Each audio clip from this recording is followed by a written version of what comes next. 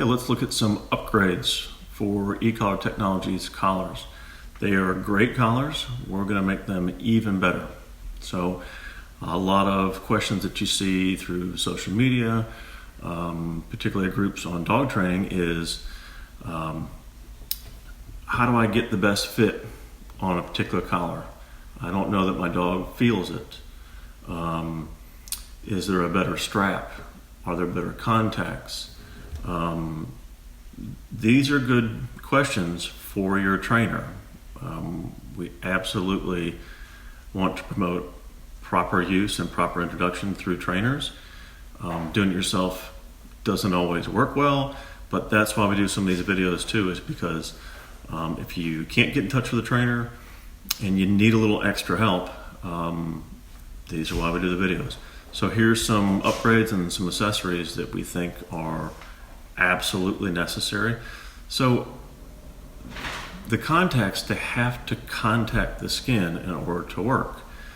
You hear some things like you need to be able to place 2 fingers underneath the collar itself. That's fine, but it depends on where you put your fingers at. So it has to touch. I mean, plain and simple, it has to touch. So here is a pretty standard receiver. This is a RX090, so it's kind of the mid-size. This is what you get on the ET300, the 302, the FT330. This is not the micro, so this is the mini. Okay. All right. Number 1, it comes with a standard strap. This is your biothane strap. It's nice and rugged, but what we're going to do is we're going to get rid of it.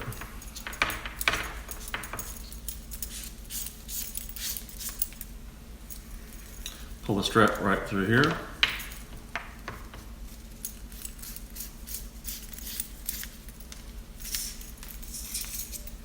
Okay, you have a bare receiver. That's all there is to it. So some of those loops, that's where you're going to put your strap through. All right, so you have a couple of different types of straps that you can use. One in particular, I have one that's already ready. This is a biothane strap. All right, this is fastened together with Chicago screws, meaning that it has a flat back there, and then of course that's how you tighten down. So all we've done is we've folded the strap over. We've added a D-ring, the same type of D-ring that comes on the standard straps. This is 3/4 inch. This is a 3/4 inch width strap. You go through the loops here,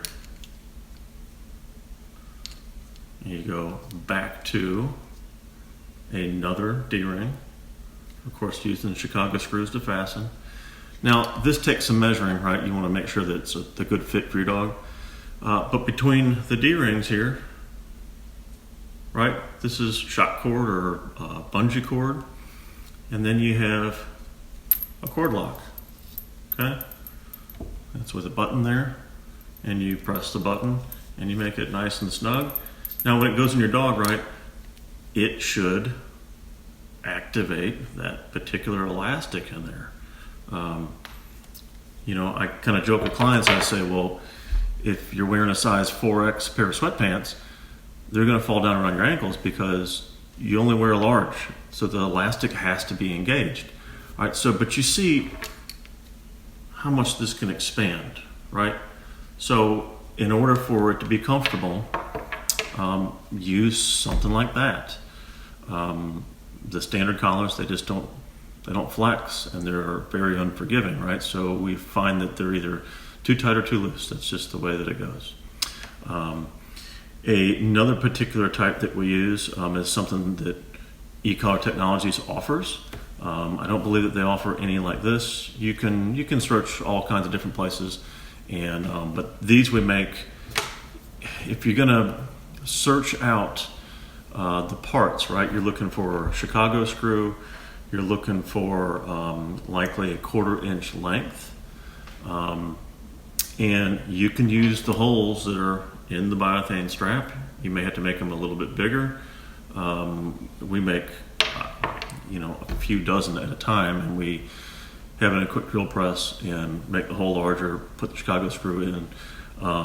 The D-ring fasteners you can get just about anything on Amazon, right? But if you want to go buy one yourself, look for bungee cord, e-collar straps, or expandable remote collar straps, and you'll find tons of stuff on there. The other one that we have is a little bit different.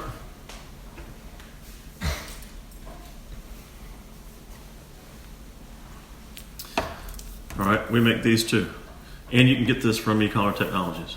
All right, the difference is they have a closed loop here. All we've done is tied that particular one off, but you see how flexible this is, right? So that's 3/16 inch shock cord. All right, so nothing lasts forever, especially elastic. When this goes bad, you just put another one in. But you see we have Chicago screws there, so they're flat on one side, and then they can be tightened and fastened on the other.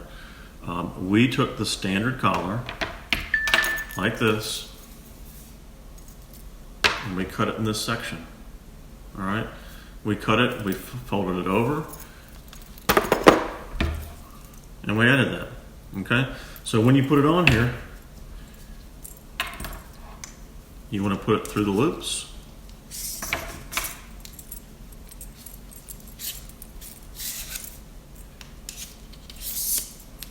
Okay, if you'll notice, we go as far as we can close to the buckle there. All right, when the dog wears it, it should be worn on the side of the neck here. All right, if you touch and feel on your own neck, right, you have a very thin muscle base here, and as you travel down, it gets wider and wider and wider. So remember, this gives a contraction of the muscle, and you want a larger muscle base in order to be more effective, and it's larger here. So we sit at the base of the neck. If you watch one of the videos, we use prong collar, we use remote collar, and then we use a standard name tag collar, right? Okay, let's look at contacts. There are lots and lots of contacts out there. E-Collar Technologies offers a ton of them. And then again, that's another question as to what's the best one. If you have a dog, let's say like short hair pointers, that's what we have. If you have Weimaraner, most of your pit bulls, they all have really short hair, so you don't necessarily need long hair contacts. And I'll be honest, that's entirely too big. And this is the standard contact that comes with the collar systems, and it's too big. I mean, just looking here at my arm, right? The way that this sits, your dog's hair is not that thick. To sit balanced, I really believe that you need 4 contacts. So you need 2 on each side. And you can see how this flips over, right? So what do? You make it tighter and you press down. Well, it's still, your dog's hair is not that thick. It needs to go through the hair, but that's too much. Additionally, they make them even longer than this. You can get 3/4 inch, you can get 1 inch. That should be a stainless steel tip on plastic there. They make some in titanium. They're too big. They're just way too big. So we take these off. Clients that get collars from us, and we only sell collars with training. So we really are supplying equipment, not selling the equipment. First thing we do is take the standard strap off, and then we take the contacts off, right? So what you have here, they're just threaded posts, all right? You can use a tool that comes in the box, inside one of these bags here.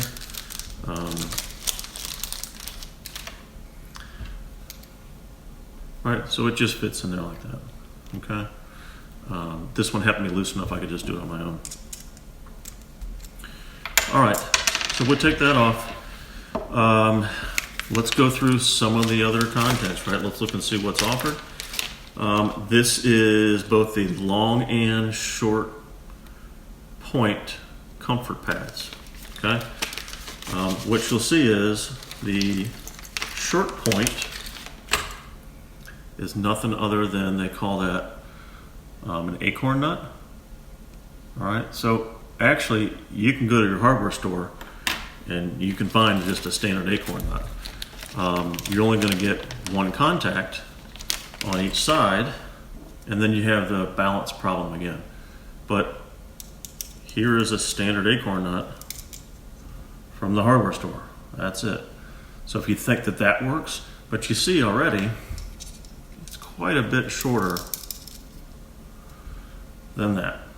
Okay, and we'll put some comparison photos and stuff as well. But it's quite a bit shorter.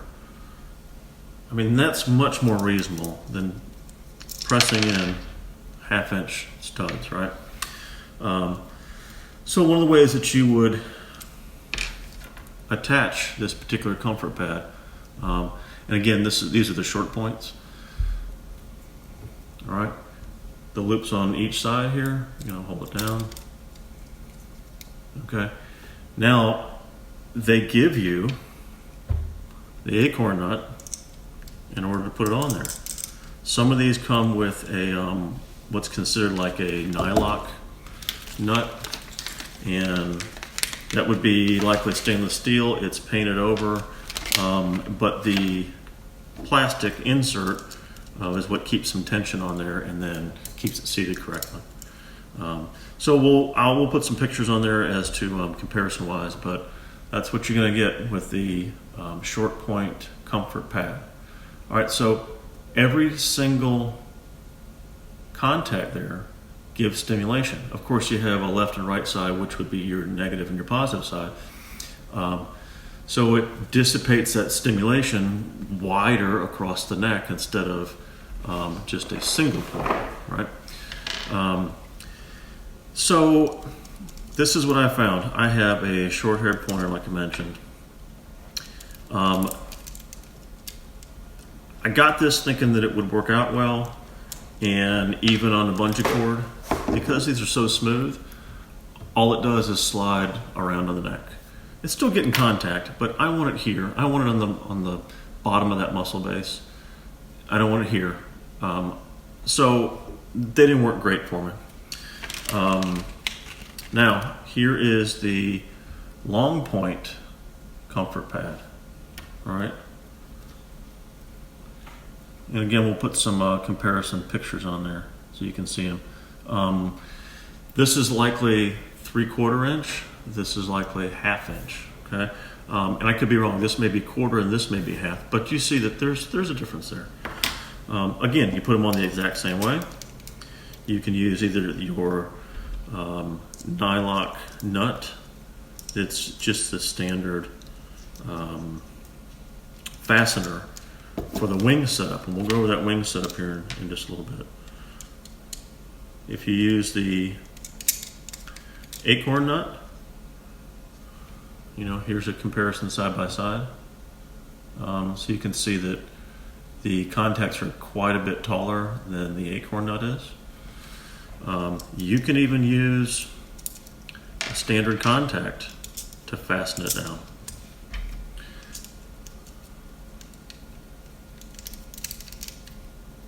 So standard contact on the long point comfort pad.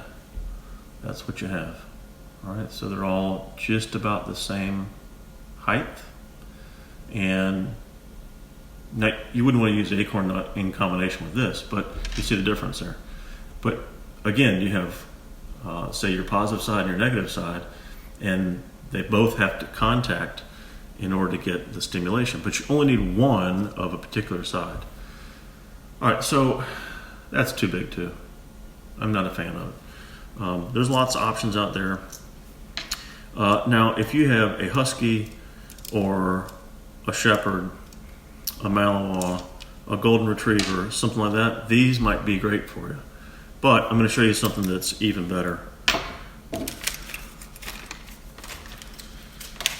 These are the Comfort Pad Soft Wings. All right, so These are actually marketed for short-haired dogs. We've only ever used one long-haired winged comfort pad. That's kind of a mouthful. And where it loops there on the end, the long hair actually comes to a point and a bend on it here. That's really too much. But this is designed to hug the neck. Okay, so you put them on just like the other comfort pads. And these in particular come with the Nylock nuts. So that'll be placed on there. Now, all right, the reason why that I'm saying that this isn't too much is because this hugs the neck.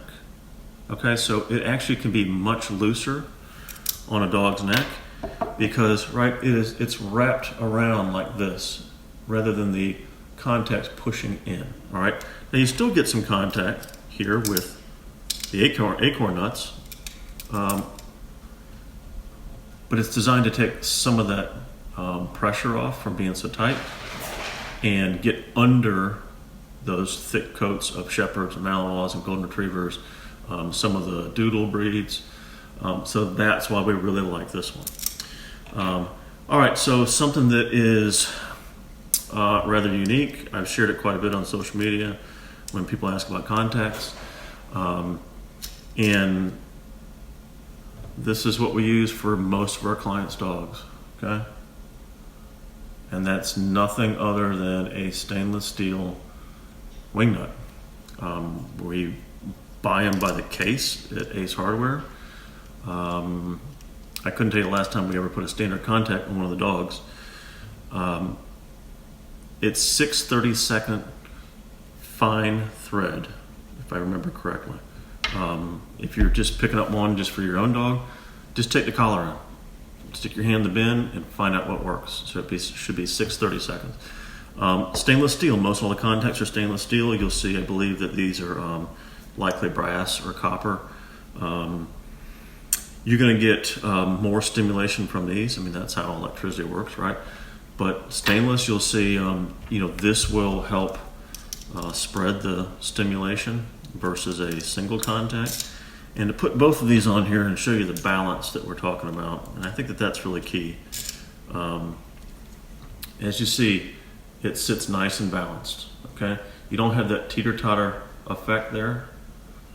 And you only need one of the particular wing nuts, one side of a wing nut, from each contact to touch in order for it to work. So as the dog moves, right, it doesn't have to be super tight. It should be contacting, of course. When we see clients and they've gotten out of the car and they're rushed up to the field for training and the remote collar or the collar itself is dangling around the dog's shoulders, that doesn't work. I mean, everybody knows that that's not going to work. So wing nuts, give those a shot. I've used them on my pointer for, she's 4.5, so since the very first time I put it on. I use it for my Malinois. Again, we use it for almost every client there is. Your Huskies, your Golden Retrievers and stuff, the wing contacts are going to be best.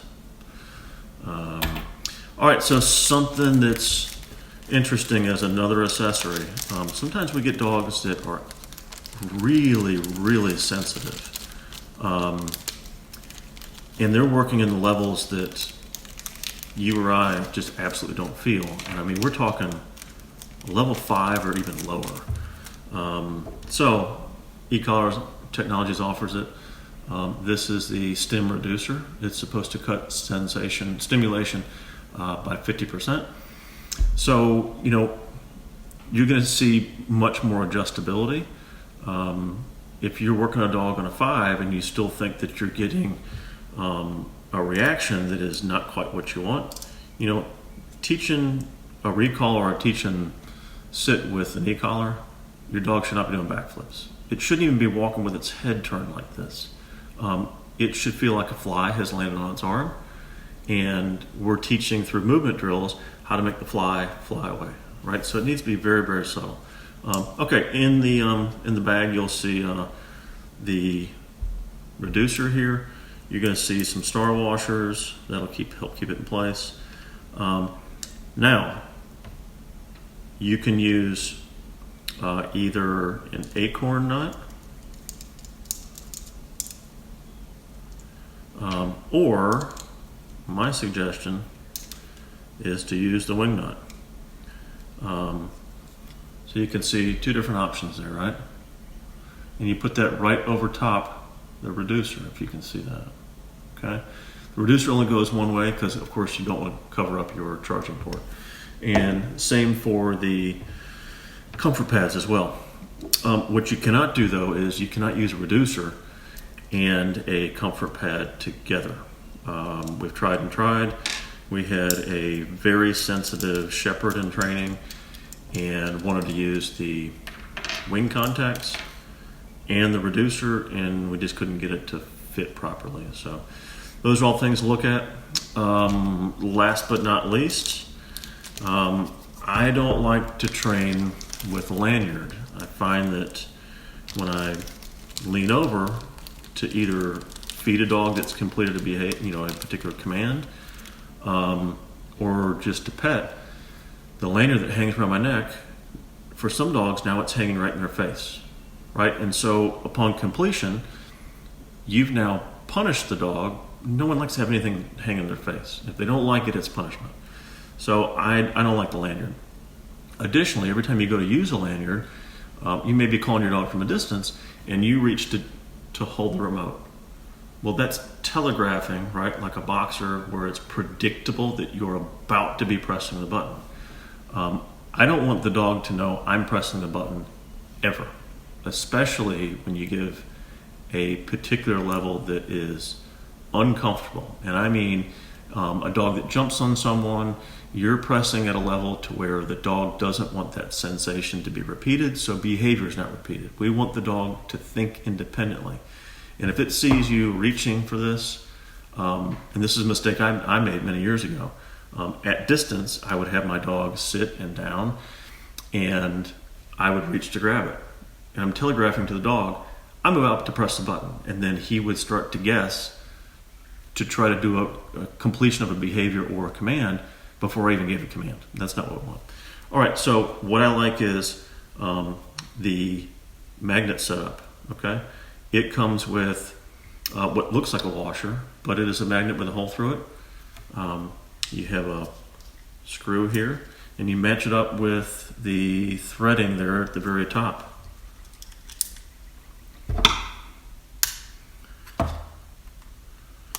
Get your screwdriver, get it started. And that's what you got, okay? Now, that pairs up with two other magnets, and these magnets are wrapped in leather, okay? You see the tab here that you pull to spread and open those.